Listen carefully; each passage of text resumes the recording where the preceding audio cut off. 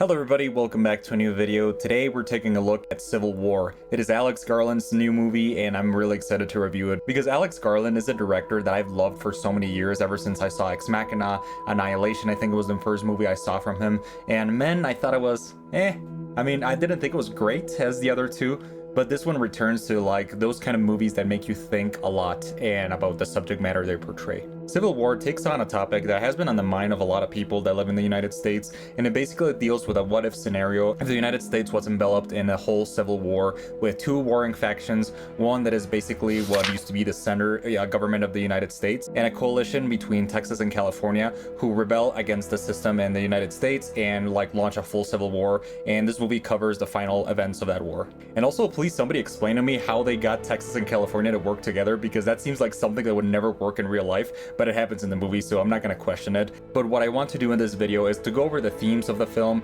analyze some of the things that they don't outright tell you, because this movie, a lot of the plot you have to like piece together with some of the dialogue in there, and I want to go and explain some of the things that I learned, some of the things that I analyzed throughout some of the lines in the movie, and also tie it to like real life political stuff, and also things within the movie that made a lot of sense to me the more I thought about it, and also the things I enjoyed about the film, because I think it is fantastic. So first, let's cover the plot in Civil War that they show throughout the movie. So this movie basically follows a group of journalists that go throughout the United States, and their goal is to reach Washington in the final days of the war. And that is something you don't know, is how much time has passed from the beginning of the war to like the final moments where they go towards the White House, and basically all the forces of the Texas-California coalition converge on Washington. And before I continue, I'm going to give out a spoiler warning. So if you haven't seen the movie, please shut off the video, because I'm going to go into heavy spoilers.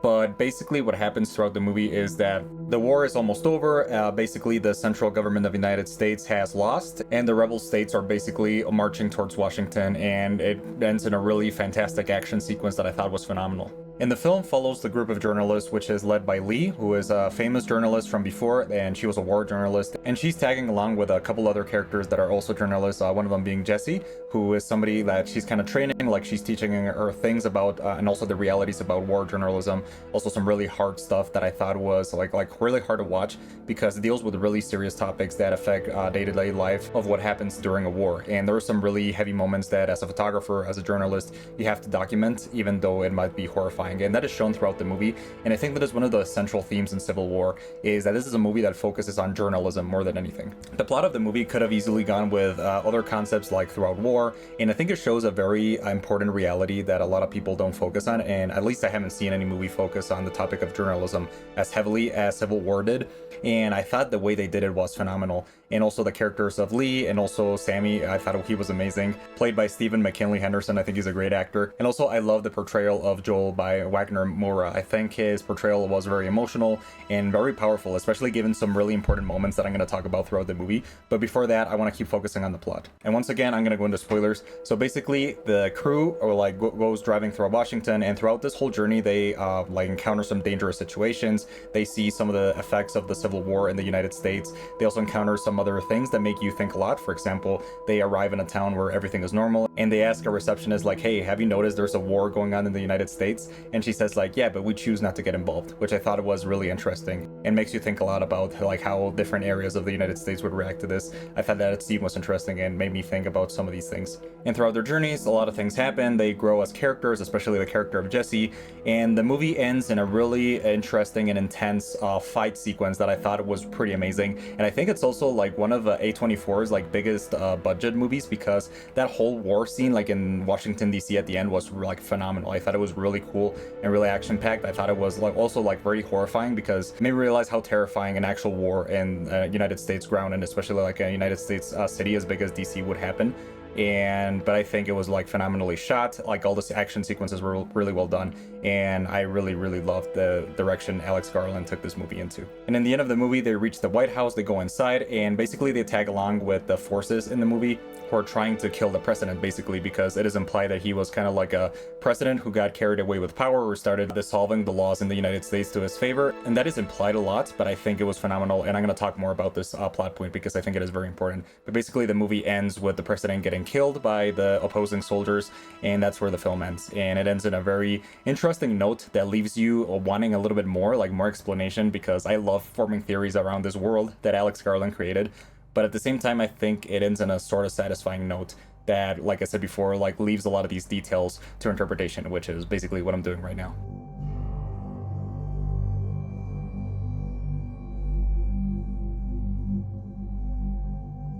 So now that I've gone over the basic plot of Civil War, I'm going to analyze some of the topics that I thought were interesting and also like piece together this world that Alex Garland created, and also like the political implications of a lot of the things that happen in this version of the United States, because the more I thought about it, the more details really emerge out of the pieces that I put together. So when you watch Civil War, one of the first questions is what happens that makes this war happen in the first place? Because you see a lot of different factions. You see the central United States government, you have the Western forces of Texas and California, you also have another faction called the New Florida Alliance, which is not really explained that profoundly in the movie, but I think it's interesting to see how this severe of a split happened. And then the movie answers that question a little bit, because it basically has to do with a president that throughout conversations you realize several facts about him. For example, that he disbands the FBI, and also that he is currently serving his third term, which as many people in the United States know, you can re-elect the president more than 2 times. So that makes you realize something very important about this world, that in the world of Civil War, the president basically uses power and influence to basically dissolve the laws in the United States in order to like break down what is really important in democracy.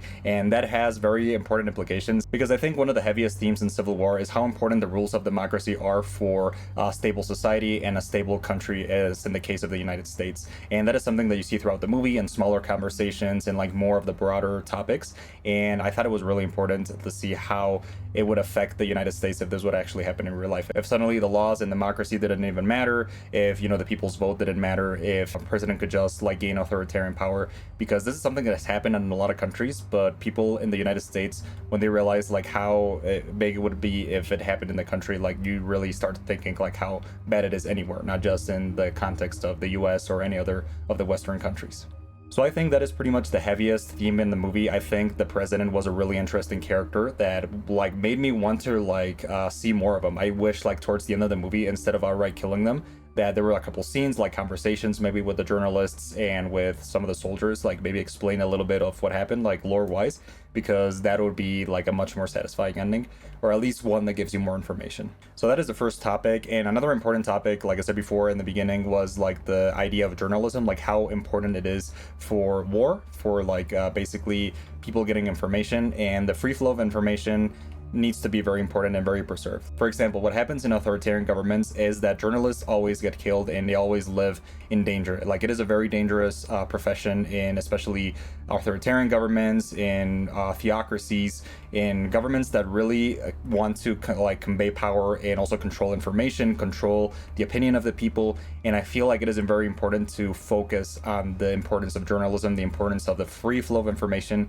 and the importance of truth. And I think this is the biggest second point that Alex Garland wanted to like portray with this movie. A third and very important point is the brutality of war, which is something that this movie focuses on pretty heavily in several scenes, like especially like during the battles, during a scene where 2 looters are hanging from a bridge because they were trying to, I guess, like steal from a store, and then the people, the owners, like grabbed them and basically brutalized them, beat them up, and hung them from a bridge. And there's a very interesting and very heartbreaking extended scene where Jesse goes to them and starts observing them, and then she basically takes a picture of, you know, the person who put him there.